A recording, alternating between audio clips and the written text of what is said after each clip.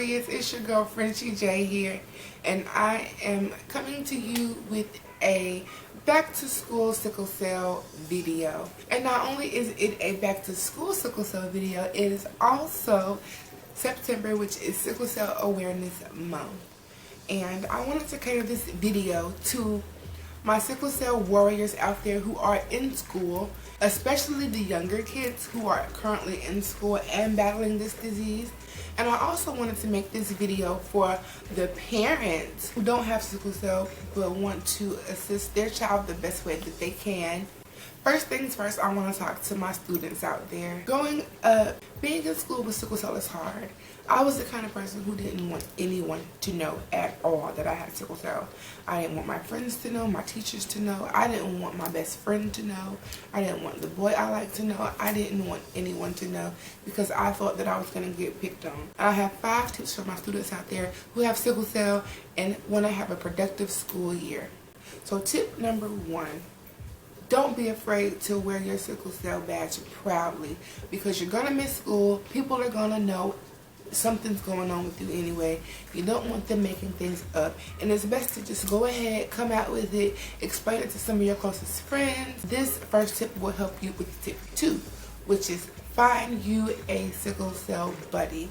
What I mean by find you a sickle cell buddy, find you someone that's close, a peer, or a little friend in each class, or maybe just one friend that you're close to, and have them help you out with homework that you've missed.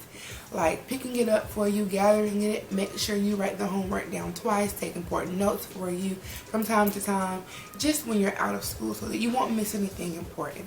This is a key factor when having sickle cell and in school, because you're going to miss a lot of school. That's one thing that we all have to deal with when having this disease. Tip number 3, if you're in pain, just don't be afraid to tell someone you're in pain, whether it's your parents before school or whether you're in school and a crisis comes on. Let someone know.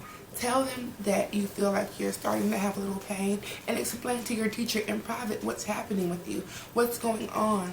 If you don't feel well, pull them to the side and let them know immediately that you're not feeling well, so that they won't look at you like you're just laying around, sleeping in class, or just not interested in the work. Because truth be told, if you're in pain, you're not interested in the work.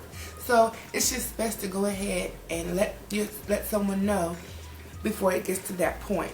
If you think you can make it through the day, I would try your best, but having sickle cell sucks a lot of energy out of a person. It sucks a lot of energy out of you as a student. Walking from class to class could be draining for you, so I will always encourage you to try your best. But if you don't feel up to it that day, then I would suggest that you just take it easy and just get a feel for how things are going to be for you this upcoming year. Especially with being in school, you're having to be outside a lot, waiting on the bus. Even if you're a car rider, you have to dress appropriately, and it's always cold in school, so you always want to take an extra blanket, an extra sweater, an extra coat or something to keep you warm. And like I said, don't be afraid to let your parents or teachers know that you aren't feeling well. Tip number 4, do extra work. Do extra homework. On those days you feel good, on those days you feel great and you want to be really productive, just do some extra homework. Ask your teacher for assignments in advance. See what's going to happen next. If you're in high school or middle school, it's best to stay up on your studies and stay ahead of the game, so times that when you're out of school you don't have so much work to come back to. If you're in elementary school, or you have a child in elementary school, I would say just continue to let the teacher know what's going on. I'm sure they'll be very understanding. Tip number 5, don't overdo it. I know in school you want to participate in a lot of activities, cheerleading, football, basketball, track, and I know you want to do as much as you can while in school, because you want to, if you're in high school, you want to go to college, you want to have a well-rounded curriculum. You want to be able to be on a team. You want to be able to do things after school. I would just suggest, if you can do it, do it. Like, if it's something you want to do, like STEP team or ROTC, I would stick to activities like that. Nothing too strenuous, but nothing that's gonna make you, no activity that's gonna make you run and sweat and get fatigued even more than you already are. And I would say stay proactive in activities that you feel are in your range. You know your body better than anyone else. If you feel like you can play basketball, go for it. If you feel like you can run track, I would do it. But if you know after a certain time that that may not be on your level, there's always chess team and there's always yearbook to stay productive in school. And I also have 5 tips for my parents out there who have little ones or big ones in school this year and want them to have a productive year.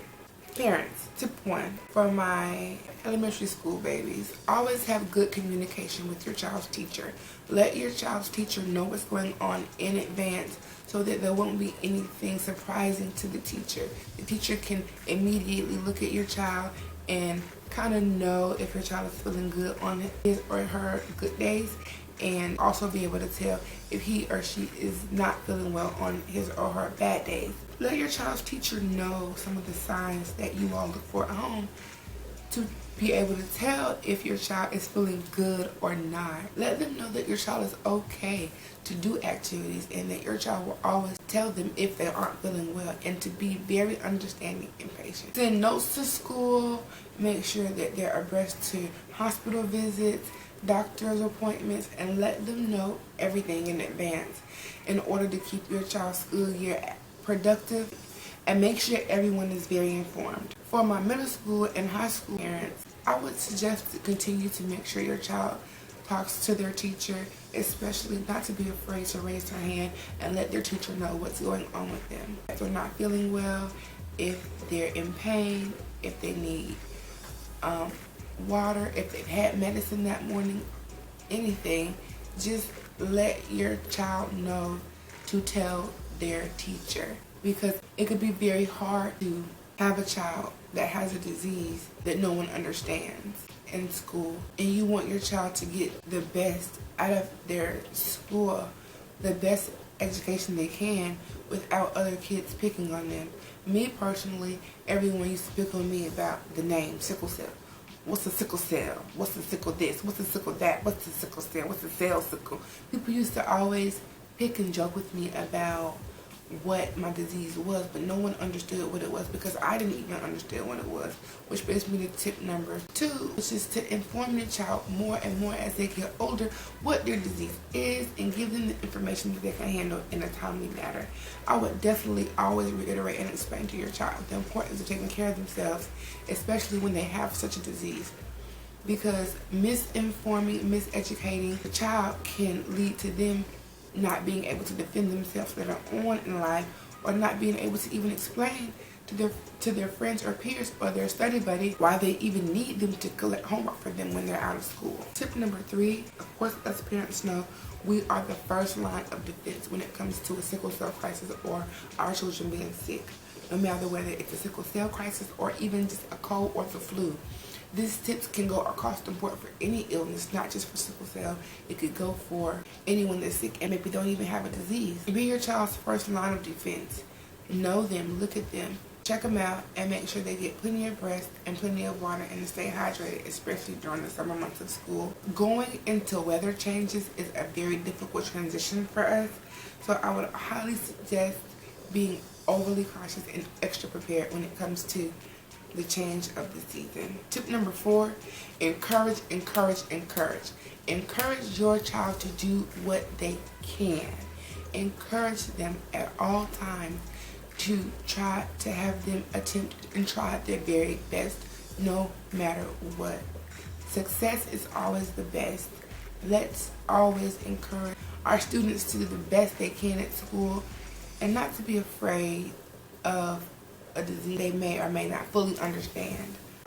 And tip number 5, for those parents out there who work or maybe even work 2 jobs like me, don't overdo it yourself. If you have sickle cell as a parent, or even if you just have children with sickle cell, get your own rest, because you can't be the best for your child if you're not taking care of yourself.